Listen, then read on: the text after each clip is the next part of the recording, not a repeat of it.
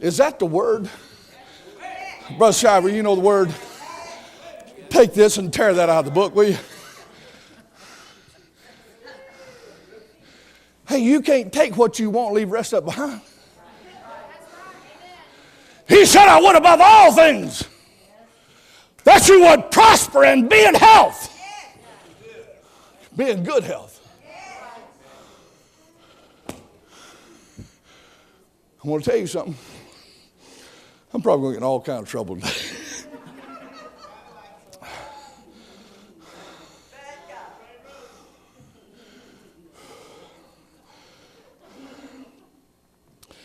There's some people that think the poorer you are, the holier you are.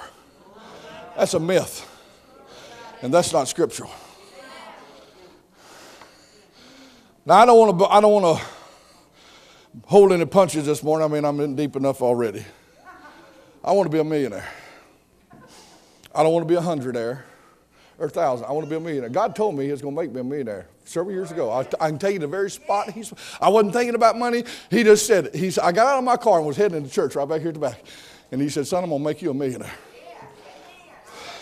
I believe it. But for some to prosper, don't take $1 million.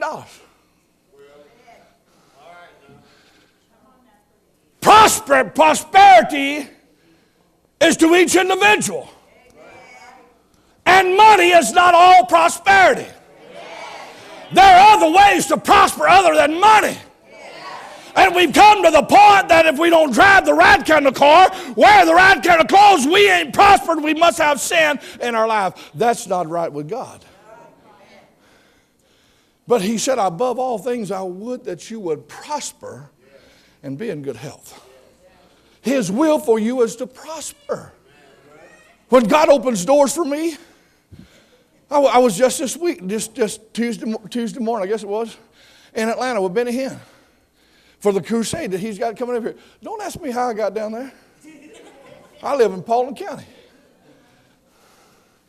They don't even know where Dallas is. But here I am. Here I am. God opens doors for you to prosper you, and you need to step in them. Not only that, but let me tell you something. His will is that you be blessed. Somebody says, how are you? I say, I'm blessed and highly favored of the Lord. Some people say, what does that mean? I get to witness to them. Others say, I like that. God wants you to be blessed. Blessed rising up and sitting down, going out and coming in. God's desire for you to be blessed. But I want to tell you something that you don't know. What his will is. His will is that you be happy. Husbands, his will is that you be happy with your wife. Wives, his will is that you be happy with your husband. I want to tell you, when you love one another, you'll be happy. God wants his will is that you be happy. I'll tell you how happy I am. My wife won't cook anymore. I go home and I get out beanie weenies now, chicken noodle soup or sandwiches. And I'll sit there and eat. I say, I love you, baby. I'm happy. I'm happy. I told somebody the other day, was wanting to get I said, if you're half as happy as my wife and I are happy, or happy as my home is, then you're going to be happy. And finally, in this, God wants you, his will is that you be whole. Whole. God don't have any handicapped saints. I'm not talking about a physical handicap. I'm talking about a spiritual handicap. You lose your arm, he'll put it back on. Whatever it is, he wants you to be. That's what he told the woman. Now listen to me. And I'm not even halfway through my message yet.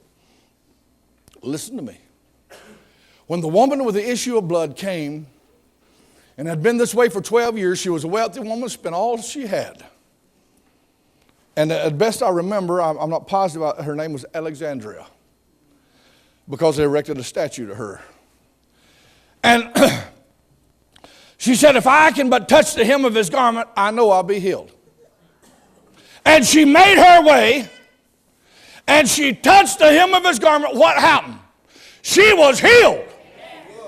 She knew she was healed. Jesus, he said, virtue went out of my body. She was healed, and she turned around to take off, and he said, who touched me? Spotted her. What did he say? He said, you're healed. But what else? Be thou made whole. There is a difference between being healed and being made whole. And God's desire for his people and his will is that you be made whole.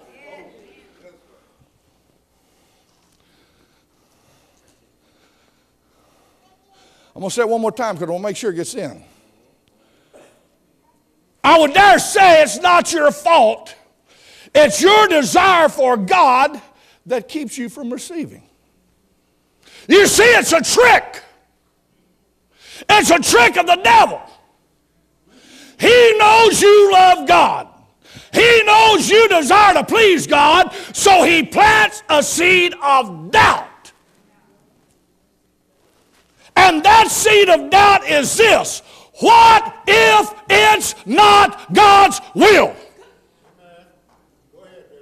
In every area, when God wants to bless you, God wants to touch you, God wants to heal you, God wants to move for you, you say, what if it's not God's will? What if it's not God's will for you to be healed? And so you suffer. What if it's not God's will for you to be delivered? And so you live in bondage. What if it's not God's will for you to be blessed, so you live in need under the shadow of the storehouse that's full? What if it's not God's will for you to prosper? What if it's not God's will for you to be happy? And you say, Pastor, I know these blessings are for God's people. But what if it's not God's will for me? Well, then, I need to get me a Bible I can start tearing some pages out of. Let's tear it out where it says God is no respecter of persons. Let's take it out where he said, if he did it for one, he'll do it for the other.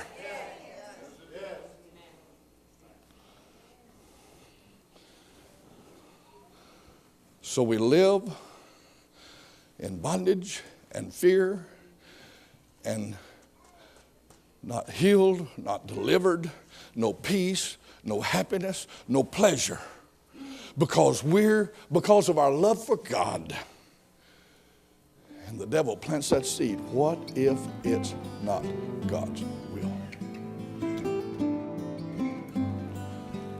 Mark 9:23, Jesus said, if thou canst believe, all things are possible to him that believeth. What? All things. Luke 12:32, fear not, little flock, for it is your Father's good pleasure to give you the kingdom. My God, if I got the keys to the kingdom, I'm going to get something. Where are your keys? You got them in your safe at home. You need to keep them with you.